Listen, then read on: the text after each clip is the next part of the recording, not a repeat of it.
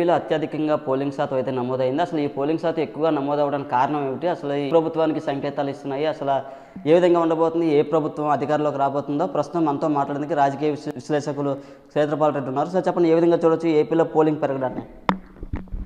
ఈరోజు రాష్ట్రంలో గతంలో ఎన్నడూ లేనంత స్థాయిలో పోలింగ్ పర్సెంటేజ్ బాగా పెరిగింది. ఇది ఓటరు చైతన్యానికి నిదర్శనం. ఈరోజు రాజకీయాల్ని ప్రజలు దగ్గరగా గమనిస్తున్న నేపథ్యంలోనే ఇప్పుడున్నటువంటి తాజా రాజకీయ పరిణామాలన్నింటినీ సమూలంగా మార్చివేయాలన్నటువంటి సదుద్దేశంతోనే ఈరోజు పోలింగ్ బూత్లకి ఓటర్లు పోటెత్తారనేది మనకు పోలింగ్ రోజు కనిపించింది. పోలింగ్ ఉదయం 7 గంటలకి స్టార్ట్ అయితే 5 గంటల నుండి క్యూలో ఉండి రాత్రి 2 గంటల దాకా చివరి పోలింగ్ స్టేషన్లో రాత్రి 2 గంటల దాకా పోలింగ్ జరిగినట్టు ఎన్నికల కమిషన్ అధికారులు చెప్పడం చాలా హర్షణీయం.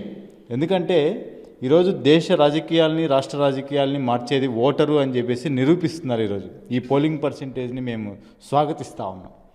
ఈ పోలింగ్ పర్సెంటేజ్ పెరగడం ఈరోజు అధికార పార్టీ వెన్నులో వణుకు పుట్టిస్తుంది అనేది మనకు స్పష్టంగా కనిపిస్తూ ఉంది. గతంలో కన్నా పోలింగ్ పర్సెంటేజ్ పెరిగితే ప్రభుత్వ వ్యతిరేకత ఓటు పోలింగ్ బూతుల్ని పోటెత్తినట్టుగా మనం అర్థం చేసుకోవాల్సిన అవసరం ఉంటుంది. ఎందుకంటే ప్రభుత్వం పట్ల తాము ఈ ప్రభుత్వంలో ఎదుర్కొంటున్న సమస్యల నుండి విముక్తి పొందడం కోసమే ఓటరు పోలింగ్ బూతులకి విపరీతంగా వచ్చారు. అదే రకంగా పోలింగ్ పర్సెంటేజ్ నమోదైంది. ఆ రకంగానే ఓటేశారని మేము భావిస్తూ ఉన్నాం.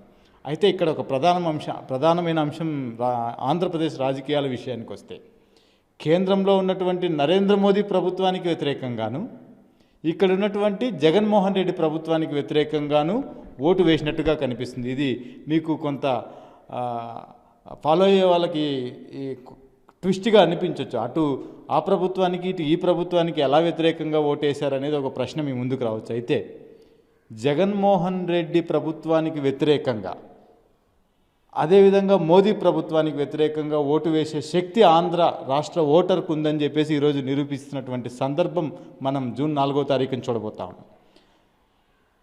జగన్మోహన్ రెడ్డి ప్రభుత్వానికి అవుట్రేట్గా ఓటర్ వ్యతిరేకంగా ఉన్నాడనేది స్పష్టంగా కనిపించింది. ఇక మోదీ ప్రభుత్వానికి ఎట్లా ఓటరు వ్యతిరేకం అనేది మనం 4వ తారీఖు చూడబోతున్నాం. అంటే చంద్రబాబు నాయుడు పట్ల సాఫ్ట్ కార్నర్ ఉండి చంద్రబాబు నాయుడుకు ఓటేయడం ఒకటైతే, చంద్రబాబుతో జత కట్టినటువంటి మోడీ ఎక్కడెక్కడ పోటీ చేశాడో మోదీ ప్రభుత్వము లేకపోతే మోదీకి సంబంధించినటువంటి రాజకీయ పార్టీకి వ్యతిరేకంగా కూడా అదే రకంగా ఓట్లు నమోదయ్యాయని మేము భావిస్తూ ఉన్నాం. ఈ నేపథ్యంలోనే కేంద్రంలో ఉన్నటువంటి మోదీకి ఇక్కడ ఉన్నటువంటి జగన్మోహన్ రెడ్డి ప్రభుత్వానికి ఇద్దరికీ ఆంధ్ర రాష్ట్ర ఓటర్లు బలమైనటువంటి తీర్పును వాళ్ళిద్దరికీ వ్యతిరేకంగా ఇవ్వబోతున్నట్టు స్పష్టంగా మాకు అర్థమవుతా ఉంది. అంటే పూర్తిగా చూడొచ్చు, అధికార పార్టీ మాత్రం 2019లో మాకు ఎలాగే ఓటింగ్ వచ్చింది, ఈసారి కూడా మహిళలే మాకు అత్యధికంగా ఓటింగ్ శాతం పెరిగిందంటే మేమే గెలుస్తున్నామని చెప్పి స్పష్టంగా వైసీపీ నేతలు జగన్మోహన్ రెడ్డి కూడా చెప్తున్న పరిస్థితి ఉంది. అవును, ప్రభుత్వం ఏమంటుంది, మేము సంక్షేమ పథకాలు ప్రతి ఇంటికి ఇచ్చేసాం కాబట్టి ఆ సంక్షేమ పథకాలు క్విడ్ ప్రోకో రూపంలో మాకు ఓట్లు వేసింటారని చెప్పేసి ప్రభుత్వం భ్రమిస్తూ ఉంది. మహిళలు ఎక్కువ మంది ఓటింగ్కి వచ్చారు కాబట్టి మహిళలు ఓట్లన్నీ మాకే పడతాయని చెప్పేసి వాళ్ళు ఊహల్లో తేలియాడుతూ ఉన్నారు. నిజంగా ఈరోజు మహిళా సమాజం ఈ ప్రభుత్వాల వల్ల ఎన్ని రకాల ఇబ్బందులు పడిందో ఆ వంటిల్లుని అడిగితే చెప్తుంది. ఈరోజు వంటింటి ధరలు ఏవి కూడా సామాన్యుడికి అందుబాటులో లేనటువంటి ఒక పరిస్థితి నెలకొంది.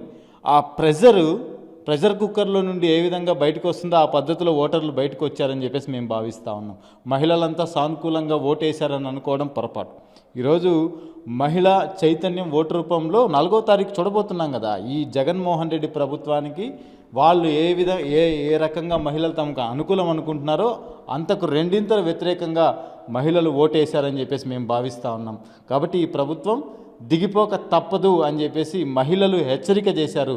మీరు 100 రూపాయలు సంక్షేమం ఇచ్చి 1000 రూపాయలు దోచుకున్న దానికి వ్యతిరేకంగా ఈరోజు మహిళలు పురుషులు అందరూ ఓట్లు వేశారు. ఇక నిరుద్యోగ యువత అయితే 3 రోజులు వరుస సెలవులు రావడం ఒక కారణమైతే ప్రభుత్వం పట్ల కసిగా వెళ్ళి ఓటేశారనేది స్పష్టంగా కనిపిస్తూ ఉంది.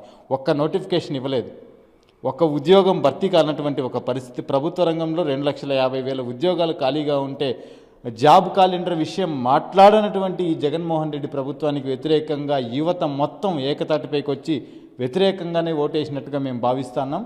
అదేవిధంగా మోదీకి కూడా వాళ్ళు వ్యతిరేకంగానే ఓటేసి ఉంటారు. ఈ కూటమితో కలిశాడు కాబట్టి మోదీ పట్ల వాళ్ళకి ఏదైనా సాఫ్ట్ కార్నర్ ఉంటుంది అని అనుకోవడం కూడా భ్రమే అవుతుంది. కాబట్టి ఇటు జగన్మోహన్ రెడ్డి గారి ప్రభుత్వానికి, కేంద్రంలో ఉన్నటువంటి మోదీ ప్రభుత్వానికి వ్యతిరేకంగా ఓటేశారు. మరి ఎవరికి అనుకూలంగా వేస్తుంటారంటే ఇక్కడ రాజకీయాలని మార్పు చేయడానికి కావాల్సినటువంటి ఒక కూటమి కూడా ఉంది. ఆ కూటమికి కూడా ఓటింగ్ శాతం పెరిగే అవకాశం ఉంది. మీకు ఒక ఉదాహరణ చెప్తాను. విశాఖపట్నం పశ్చిమ నియోజకవర్గంలో గతంలో ఎప్పుడూ లేనంతగా ఒక్కసారిగా 11% ఓటింగ్ పెరిగింది. 11%. అంటే గతంలో 55%, 58% ఓటింగ్ వేస్తే ఈసారి దాదాపుగా 67% వరకు ఆ ఓటింగ్ పెరిగిందంటే మనం అర్థం చేసుకోవాలి. రాష్ట్రంలో ఏ నియోజకవర్గంలోనూ ఆ స్థాయి ఓటింగ్ ఎప్పుడు పెరగల. అంటే శ్రామిక వర్గం ఎక్కువగా ఉండే నియోజకవర్గం అది విశాఖ పశ్చిమ నియోజకవర్గం.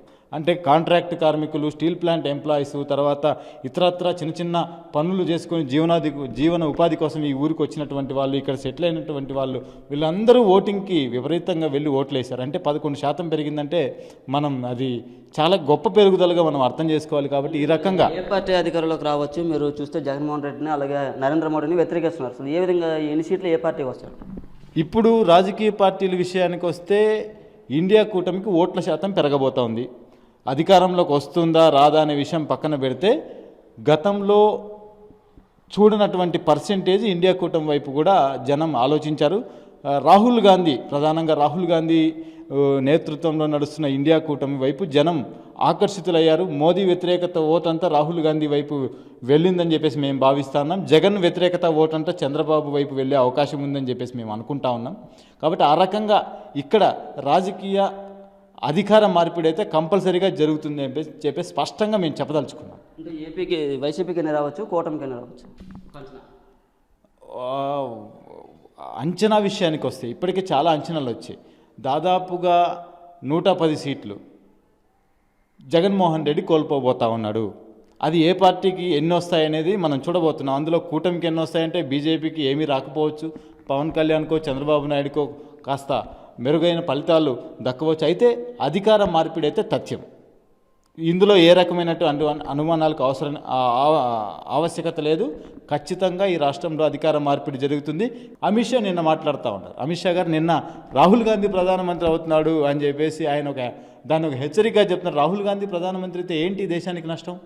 నరేంద్ర మోదీ అంత నియంతృత్వం రాహుల్ గాంధీ దగ్గర ఉండదు కదా. కాంగ్రెస్ పార్టీ ఆ రకంగా నియంతృత్వం ధోరణిలో వెళ్తే అడ్డుకోవడానికి ఇండియా కూటమిలోనే అనేక పక్షాలు ఉన్నాయి. నీ పక్షంలో నీ నియంతృత్వాన్ని అడ్డుకోలేనటువంటి చిన్న చిన్న పార్టీలు నువ్వు ఎన్డీఏగా మార్చుకున్నావు. ఇక్కడ బలమైన పార్టీలు ఉన్నాయి. మీకు ఉదాహరణ చెప్తా. యూపీఏ మోహన్ రెడ్డి ప్రభుత్వాన్ని కూడా ఈ ఎన్నికలు పూర్తిగా తుడిచిపెట్టి ఒక ప్రజాస్వామ్య ప్రభుత్వాన్ని ఏర్పరచడానికి కావాల్సినటువంటి ఒక పునాదిని అందిస్తాయి. ఒకవేళ వచ్చే ప్రభుత్వం కూడా ప్రజాకంటకంగా, ప్రజాస్వామ్య రహితంగా పరిపాలిస్తే చూస్తూ ఊరుకోవడానికి ఇండియా కూటమిలో భాగస్వామ్యంగా ఉన్న కాంగ్రెస్, కమ్యూనిస్టులు ఈ రాష్ట్రంలో సిద్ధంగా లేము. మేము వచ్చే ప్రభుత్వం కూడా నియంతృత్వంగా వ్యవహరిస్తే మాత్రం ఇప్పటికే ఇండియా కూటమికి సంబంధించిన ఓటింగ్ కూడా పెరుగుతూ ఉంది. ఇటువైపు కూడా జనాలు ఆలోచిస్తున్నారు. కాబట్టి ఈ చైతన్యాన్ని అలాగే ప్రోదికొల్పి భవిష్యత్తులో ఈ రాష్ట్రంలో మంచి పరిపాలన అందించడానికి కావాల్సినటువంటి ప్రయత్నాలు మేము చేస్తాం. ప్రభుత్వం స్పందించకపోతే మా ఉద్యమాలు మాకున్నాయి, మా పోరాటాలు మాకున్నాయి.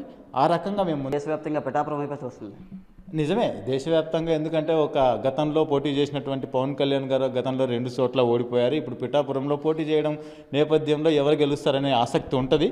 కంపల్సరీగా అక్కడ వరకు ఆయన గెలిచే అవకాశం ఉందని చెప్పేసి అన్ని సర్వేలు తెలుపుతూ ఉన్నాయి. అయితే మరి మోదీతో అంటగాగుతున్న నేపథ్యంలో మరి అక్కడ ఒక మహిళ పోటీ చేస్తూ ఉంది. రాజకీయ సమీకరణలు ఎలా ఉంటాయో మనం ఓటర్ నాడిని అంత సులభంగా అంచనా వేయలేం. ఆ నియోజకవర్గానికి సంబంధించి 4వ తారీఖు తెలిసిపోతుంది కదా. దాని గురించి తినబోతూ రుచెందుకు ఆలోచిద్దాం, వెయిట్ చేద్దాం.